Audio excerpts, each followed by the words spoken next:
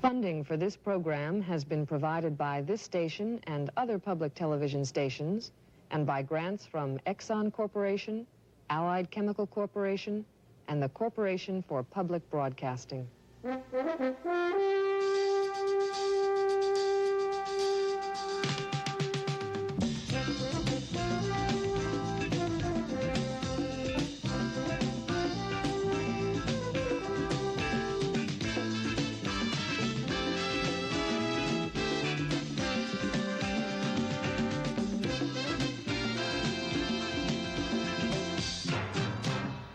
Good evening. The week-long elections in Rhodesia have received almost as much attention in this country as if they'd been in one of our 50 states, and the result will probably create more controversy in Washington. When the final count was announced yesterday, Rhodesian blacks, voting for the first time ever, had elected a black prime minister, Bishop Abel Muzorewa, and a parliament of 72 black members. Ian Smith, the white leader who for years resisted black majority rule, will retain one of the 28 seats reserved for whites. Both Muzorewa and Smith have begun trying to persuade the Western world to accept the result, recognize the new government, and lift the crippling economic sanctions imposed on Smith's white regime. That call has already reached sympathetic ears in Washington, and there are moves in Congress to end the sanctions. But that runs bang up against Carter administration policy, which regards the elections as a fraud and a disguised perpetuation of white control. Privately, some administration officials are quoted as saying that Mr. Carter may have a hard time fighting off a challenge that could destroy his strategy in southern Africa. Tonight, with the architect of that strategy, Andrew Young, and one of its chief critics, Congressman Robert Bauman, how to read the Rhodesian election. Jim? Robin, even the most devoted Zimbabwe-Rhodesia watchers need an occasional refresher to understand what's happening at any given time. The simplest and easiest way is to focus on the principal players. Ian Smith, the current Prime Minister. For 13 years after declaring Rhodesia's independence from Britain, Smith steadfastly refused to consider majority, meaning black rule of his country. Last March, armed conflict inside and international pressure outside caused him to change his mind. He set up a transition government aimed at accomplishing majority rule. Two key members of his black-white coalition were Bishop Abel Muzorewa, now to become the Prime Minister. Muzorewa is a Methodist bishop who was educated in the United States and is a leader of Rhodesia, Zimbabwe's largest tribal group, the Shonas. The other, the Reverend Dabaningi Sithole, badly defeated by Muzorewa in the election, now charges the voting was rigged by Muzorewa. Sithole is a congregational clergyman, but he made his jump into politics as head of a National Teachers Association. The final two main figures did not participate in the interim government or the recent election. They are the guerrilla leaders of the Patriotic Front, who have waged war against the Smith government for more than 6 years. Joshua Nkomo, who has a reported 25,000 armed troops under his command, operating out of Zambia, next door. And Robert Mugabe, who has another 25,000 guerrillas, also heavily armed, which use a headquarters base in Mozambique, another Rhodesian neighbor. Both have vowed to continue their fighting and to destroy the new Muzorewa-led government. The United States-British position has been that unless some kind of peace is made with Mugabe and Nkomo, there will never be peace in the new Zimbabwe-Rhodesia, for the country's 6 million blacks or its 250,000 whites. Robin? In an effort to win international support, the Rhodesian government invited observers to monitor the voting. While no Western nation sent official observers, a number of politicians and others went privately. One of them, just back from Rhodesia, was the civil rights activist Bayard Rustin. Mr. Rustin, from what you saw, was the election fair? I think the election was more fair than any I have observed in Washington. I mean, in Africa. However, I do believe we have to be very clear. There were guerrillas working from the outside who were, in fact, attempting to break up the election, killing people, bombing. There was internally martial law, which, of course, had some restrictions. Certain people were picked up. There were the direct pressures and quite direct pressures from some farmers, from some people in the political parties. There was, before the election, a limitation on the press so that those who wanted to boycott the election could not advertise that was their plan. I would say, however, that given these factors, It is no doubt the case that, in my view, this election was extremely useful in moving Zimbabwe from what it has been, a state where whites dominated, to a state where blacks will now take the majority of the control. It was a major step toward the creation of a democratic, multicultural, multiracial society in Africa. What was your reaction to the Reverend Sitholi's charge that the election was rigged by Muzorewa's people? Well, I'll give you the timing. At 11 o'clock in the morning, he said the elections were perfectly fair. At 2 o'clock in the afternoon, it appeared that he had lost. At 4 o'clock in the afternoon, he called a press conference to denounce them. My own view is that Mr. Sitholi is playing a game. He is maneuvering in order that he shall become Foreign Secretary, which I doubt he may, in fact, get through this maneuver. What do you say about the wider issue of fairness, the argument that with 28 seats reserved for whites for 10 years, that their control is entrenched? Obviously, this I dislike. It is not totally democratic, one man, one vote. But where in the world is that the case? It certainly is not in the United States. For an example, in the two senators from Alaska have about 70 times as much power as the two from California. I'm merely pointing out that this one man, one vote always has problems. But I go back to our own history. I am not arrogant enough to feel that these people cannot improve themselves as we improved ourselves. When our Constitution came into being, women could not vote. You could not vote unless you were wealthy. It was 1920 before women could vote, 1964 before blacks could universally vote. There was no Bill of Rights. And yet those people determined brought these things about over a long period. This is not the 18th and 19th century, and therefore I assume that as rapidly as things are moving now, they can make these improvements, in fact, very swiftly, and that is not a problem to me. I can tell you what the people of Rhodesia said. They said that they purposely, I'm talking about the black leaders, went along with this proposition because they were interested in democracy and in a multiracial society.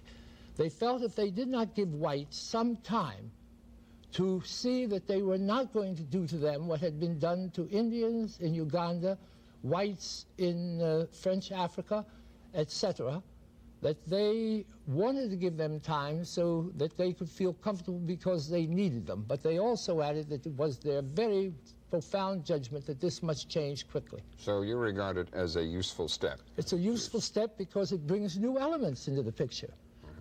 Now it is not Smith who is Prime Minister, but a black man. That is a new element. The fantastic enthusiasm of these people to vote and to come out in such enormous numbers, singing and dancing in the street, is unbelievable to behold. Well, Mr. Rustin, thank you. We'll come back. Jim? Mr. Rustin's assessment of the fairness of the elections was borne out by most observers, including those who represented the American Conservative Union. Congressman Robert Bauman is the union's chairman, and as a Republican congressman from Maryland, is a strong advocate of now lifting sanctions on Rhodesia and an equally strong critic of administration policy on the issue. Congressman, any question in your mind that the elections were fairly conducted? No, I think Mr. Rustin has, of course, the advantage of having been an eyewitness to these elections, but the American Conservative Union sent 4 distinguished observers there, former congressmen, 2 journalists, a former State Department official who spent 8 straight days roaming all over the country. They've literally talked with hundreds of people. I've read their preliminary report, which was released to the press this afternoon, and I certainly am going to also send it to President Carter in the State Department. They haven't requested it. They didn't want to send observers, but I think they ought to hear the words of people like Mr. Rustin, and for that matter, the more than 200 observers and reporters, many of whom were waiting for something to go wrong so they could use it as evidence that the elections were not fair. And yet I think the consensus is, with a few exceptions, rather radical exceptions in the State Department, that this was one of the fairest elections and one of the best turnouts at almost 65% of any nation in the world, for that matter. Do you believe, Congressman, that as a result of this, that the United States should now move to remove the economic sanctions on Rhodesia? I do indeed, and I don't think President Carter ought to delay or drag his feet on this issue. The Congress set a test last year in the Case-Javits Amendment that was adopted in both houses, And that test called for the holding of fair elections and the institution of one man, one vote and black rule. And within 5 weeks that will happen.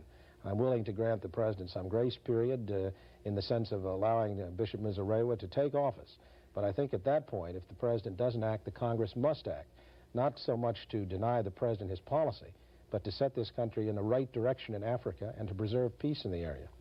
Now, Congressman, you were one of 30 members of Congress who officially dropped a resolution to that effect in the hopper today up on the Hill. Is that correct? That's true, and I think that this resolution, which called for the lifting of sanctions and diplomatic recognition for the new government, is significant in that it is a bipartisan effort.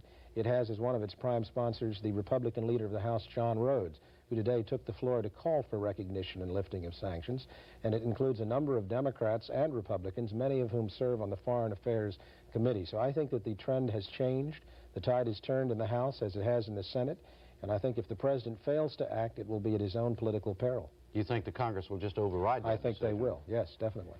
What is your assessment of official U.S. policy and what U.S. policy has been on this entire matter involving Rhodesia and the interim settlement and so on? I have never understood the basis that had the United States government align itself with terrorists who systematically have slaughtered thousands of blacks and whites, who are shooting down airliners at will, who literally have refused to join in international conferences, why we are on their side against a peaceful transition. Meaning the Mugabe and Mugabe and Nkomo factions that even to this day have made plain that they will continue to do this. Why we're on their side as opposed to, in this instance now, a peaceful transition to black majority rule, something that few other African nations have been willing to accomplish. It's absolute insanity, and the policy has been that way for 2 years. And I think now we are seeing the success internally of this settlement in Rhodesia. And I think that Mr. Ambassador Young and the President ought to admit the fallacy of their position. Speaking of Ambassador Young, we're going to hear from him now. Robin? Yes, the man who leads Carter administration policy in Southern Africa is U.S. Ambassador to the United Nations, Andrew Young. Mr. Ambassador, how do you respond to the congressman? Well, first I respond negatively to the fact that I lead Africa policy for this administration. The Secretary of State and the President determine U.S. foreign policy. I've been quite involved with Africa, and I think that what we've tried to do is develop an Africa policy that relates to 51 independent African states, almost all of whom we have some direct economic and political relationship with. And I think it's in that context that we've approached the question of Rhodesia. We approach the question in an attempt to minimize Soviet influence to bring about a transition to majority rule through violence. And we sought to invite the persons in Rhodesia, all of the parties, to come together with the British government and submit to elections held by the British government under United Nations supervision with a UN peacekeeping force guaranteeing that there would be law and order during the 6-month electioneering period. That was frankly, as of March 1978, accepted by both parties in the Patriotic Front. Until Mr. Smith formed this interim government. It was accepted by Muzorewa and Satoli before the interim government. They then, after the interim government, did not accept the international elections. And I think what my response is that the elections didn't have a chance from the beginning, simply because even the white minority, 40% of the people, of the white people in Rhodesia, did not want to go the Smith route of an internal settlement. They wanted to go along with something on the order of the Anglo-American plan. They scored 40% in those March elections in 1978 with no access to the press. They were denied an opportunity to speak on television. There was really a near-fascist state controlled by Ian Smith. Well, coming to the situation right now, how do you respond to the congressman's feeling that sanctions should be lifted as soon as the president can do it? I think that's a determination that has to be made by the president, but it has to be made in the context of a total Africa policy.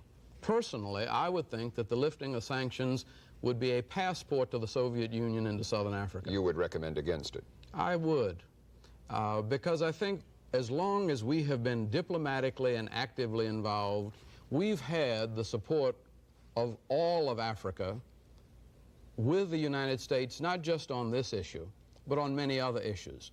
The key issue for the United States and Africa is development. We have about $10 billion worth of trade with Africa, with another 8 to 10 billion potential. That's important for jobs for people in this country. That's important for the development needs and aspirations of the people of Africa. By and large, our economic relationships depend on some political understanding and also on some stability in the region. I'm afraid that this election, especially if the United States gets involved in recognizing this election, will make much of Southern Africa feel as though they have no alternative but to resort totally to the military struggle. And I don't think it's relevant or necessary for American young men and women to be militarily involved in Africa to defend our political and economic interests. What positive purpose would maintaining sanctions have? If lifting them would open the door to the Soviets and the Cubans, as you suggest, what positive purpose would it serve to maintain them? I think the positive purpose would be that it would still be a leverage by which we could get the government of Bishop Muzorewa to sit down with the British government and with the parties that were very much friends of Bishop Muzorewa. It was in 1973, when I was in Congress, in '74, Bishop Muzorewa was then supposed to be the outside agitator supported by the communists. Joshua Nkomo was the Uncle Tom negotiating with Ian Smith on the bridge. All of these parties are very flexible. The ideological hard lines of terrorists versus non-terrorists, I think, is really very misleading. It's nice to say that Bishop Muzorewa is a Methodist bishop. He is. Robert Mugabe was a Roman Catholic school teacher. Joshua Nkomo is a Presbyterian lay preacher. It's not an ideological battle. It's internal African politics.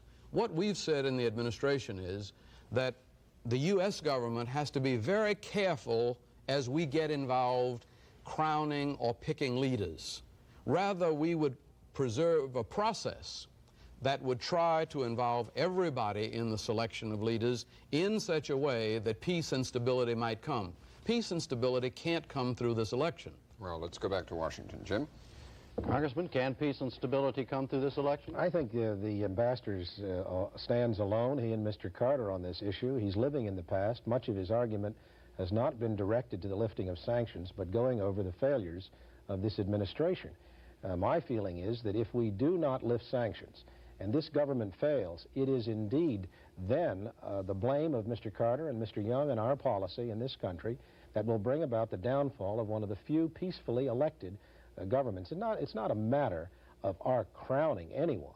It is our recognizing the reality of 63% in a one-man, one-vote situation, blacks and whites going out and choosing their own government.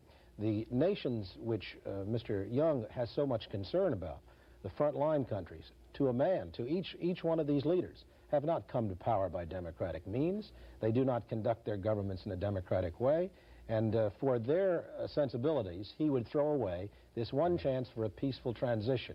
I don't understand that. Our policies can only aid the side of death and slaughter and terrorism if we continue them. Ambassador, what about that? To not recognize this new government and lift the sanctions denies reality that 63% of the people have cast the votes and this is their decision. You know, for many years I was in the southern part of these United States where people lined up people and told them who to go to polls and vote for.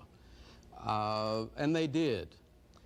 It made all the difference in the world when we had a Voting Rights Act in 1965 that gave people the protection of the federal government. They voted quite differently under a situation in which they were protected. I think that the kind of election that we had there, I mean, I think almost anybody can go around with an army and round up people. In first place, you have people in protected villages. You have their lifeline controlled. You have no opportunity for the press. The people who were the opposition were rounded up and put in prison before the election. And you have, in fact, the reality of some, you say, 50,000 armed people who basically tried to negotiate peacefully with Ian Smith for almost 15 years. And you mean, excuse me, you mean Mugabe and I mean Nkomo, Mugabe and Nkomo were put in jail by Ian Smith for 10 years each. You reject, then, Mr. Rustin's point that while this may not be a perfect thing, at least it's a first step, and that everything takes time, and at least it could eventually lead to full rights for blacks, etc. No, I think that that would have been fine 10 years ago, even 5 years ago. In fact, if Ian Smith had offered that to Joshua Nkomo on the bridge, it would have worked. The problem now is, how do you disarm 50,000 men? And I don't think the election addresses that problem. I don't think lifting sanctions addresses that problem.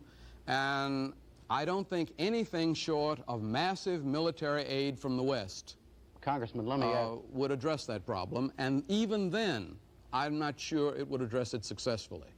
Congressman, a point that the ambassador made a moment ago, which was to lift sanctions and recognize this government, would, first of all, be a passport to the Soviet Union to increase its influence in southern Africa, and, as he just repeated, the whole thing then makes it a military struggle because there are 50,000 people who are armed, meaning the Mugabe, the Patriotic Front group. Well, I'm pleased that Ambassador Young shows a new concern about the Soviet presence in Africa. He has in the past made public statements and never retracted them, as far as I know, about the client state, Cuba, and its activities there on behalf of the Soviet Union, calling it a stabilizing influence. So I applaud him for at least that change in his policies. But I do not believe for 1 minute that to deny this government is going to bring about peace. It does, in fact, align us with the 50,000 armed troops about which he is concerned. It aligns the United States by pressing down with these economic sanctions on a free, black-ruled government. And I always thought Andrew Young stood for other things than the denial of the rights of blacks and whites together to work out their problems. To me, this policy is continued insanity. Well, I must say that in our plan, the Anglo-American plan, we did have set-aside seats for 20 whites in a government of a parliament of 100 persons. The difference is the 20 whites would have been able to be quite influential. They would have had a guaranteed Bill of Rights, but the majority would rule. That is, the Constitution could be changed by 2/3 vote. Simple legislation could be passed by majority vote. In the Ian Smith Constitution, it requires 78 votes to make a change in these entrenched clauses. That's only for a period of 5 years, as I understand it. 10. And I think that there is so much that smacks of fraud. Well, I'd like the ambassador to give us some evidence. He wasn't there. He opposed sending observers. Mr. Rustin was there. He's given his assessment, and 200 reporters and observers have come back and said these were fair elections. Because the election was stolen before they ever got there. The election was stolen when the Constitution was drawn up. All of the reports that I have seen, and you have seen in the press, short of a lie detector test for every person who voted, indicated that they were dancing in the streets wanting to vote. No one rounded them up with guns, as you just alleged. Your definition of the fraud is that the fraud was perpetrated when the Constitution was drawn up because of the conditions it laid down. I think so. Yeah, and I'd like to address myself. You've been listening to this argument back and forth. What is your observation on the basic point? I think there is a superb arrogance in assuming that men who were in the internal government, many of whom have spent up to 10 and 12 years in prison, are not the people to make the judgment for their people. They said, despite these difficulties, we feel it is a step forward. These are the people. They came out dancing and singing in the streets. Now, just because this does not lead to what Mr. Young feels he wants, which is support of the Patriotic Front, does not necessarily damn these people to not making good judgment.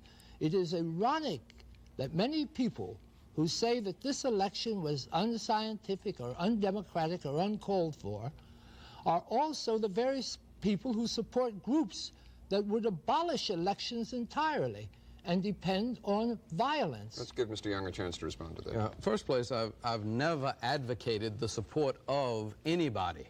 I've only advocated a free and fair election where everybody can vote and where everybody's vote counts. Yeah, but and where people can freely electioneer. I don't think Congressman Bauman would run in a district where he was not allowed to go to the press and make his claims, where his campaign manager and precinct workers were arrested 6 weeks before his election.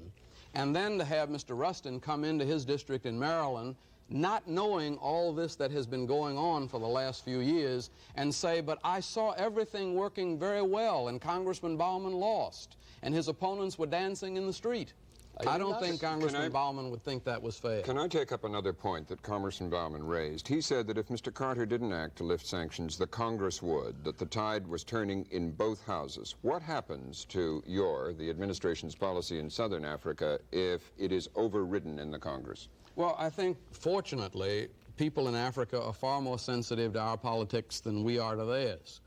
I think the thing that has impressed them most about this administration is that there has been some integrity on the question of majority rule. They have identified that integrity not with the Congress, but with the President. The Congress, I think, is, well, subject to all kinds of fluctuations all the time. And I think that our job is to try to protect an overall American foreign policy interest, not only in Africa, because this is not an African issue only. I would say that it would be very difficult in many parts of, well, in the Middle East. It'll be very difficult for this government to be recognized by Egypt, for instance. And to try to look at one country and say American foreign policy ought to be adjusted because Ian Smith did something which seemed to be democratic, I think is rather naive. The President has to make far more sophisticated judgments than that. Will the President fight on this one? I think the President will determine what American foreign policy should be. I think the Congress, if it objects to that, has its right, I think, to restrain an overly aggressive President. But what I see the Congress attempting to do is force the United States government to be more involved in a situation than the President and the administration wants to be. We've tried to restrict our involvements to diplomatic interest. Economically, militarily, I'm very cautious about involvements in Africa. Mr. Ambassador, our time is up. Thank you very much for joining us, Congressman Bauman, and good night, Jim. Good night, Robert. Mr. Rustin, Ambassador Young, thank you. That's all for tonight. We'll be back tomorrow night. I'm Robert MacNeil. Good night.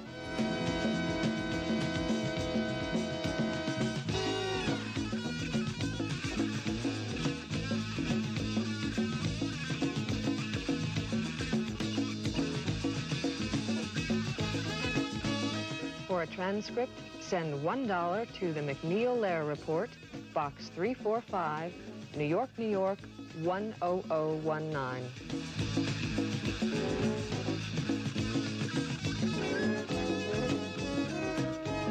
The MacNeil Report was produced by WNET and WETA. They are solely responsible for its content. Funding for this program has been provided by this station and other public television stations, and by grants from Exxon Corporation, Allied Chemical Corporation, and the Corporation for Public Broadcasting.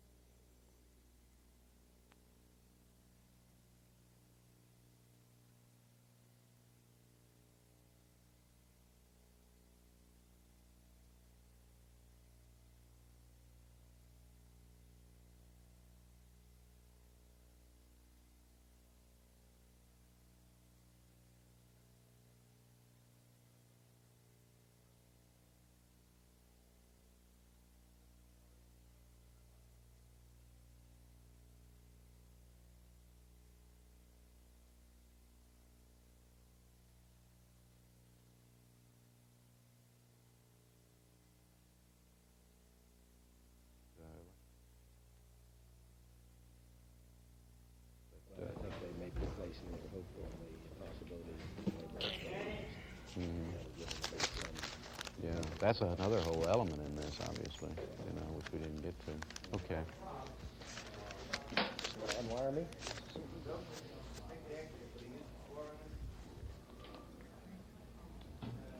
All right.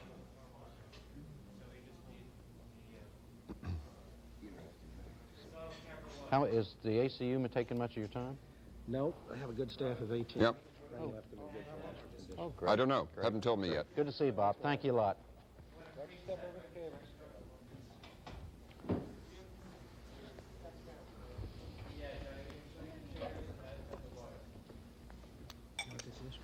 No, don't need it, thanks. Hi, Robert. Hi. How you doing? Doing good. I think we had two good ones tonight. Sure did. I liked them both Yeah, so did I. for different reasons. Boy, we could have used another half hour on Rhodesia, couldn't we? Wow. We didn't even get to the, well, but it's good, though. Yeah, really good.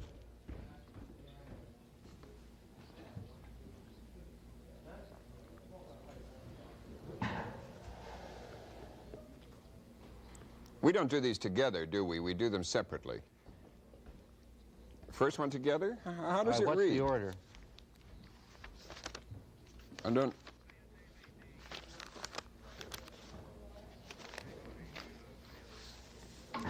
Hello, there's another voice in my ear. Oh, I see. Well, oh, I see. So when I say I'm Robert MacNeil, it follows what he's already said, right? I see. Okay.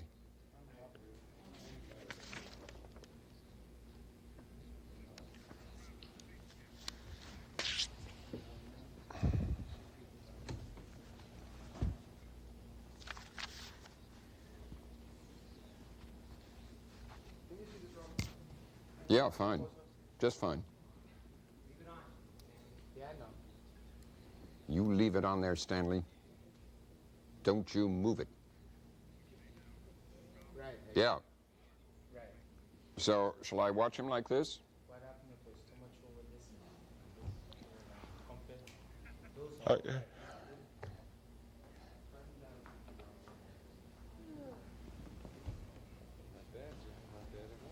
My grandfather, Robin, when I first went to school, my grandfather said, when you go to the first class and the teacher says, "What's your name?" go like this. And did you do it? I did it. And I've been in trouble ever since. Did she slap your face? No.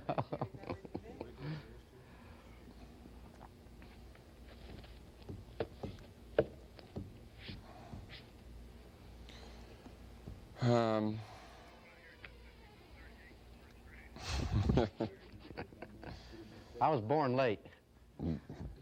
Married the teacher. Yeah. Well, can we do her? Her name was Applegard, by the way. Her name is what? Applegard, Applegard. Willard Elementary on George Washington Boulevard in Wichita, Kansas. Did you bring Miss? I heard somebody say you made that up. That was Curly Groover's That's daughter. what I thought it was. Yeah. Did you take an apple to Miss Applegard? Oh, did we all? We all did every day. Got us nowhere. Apple polisher. Applegarder. Can we?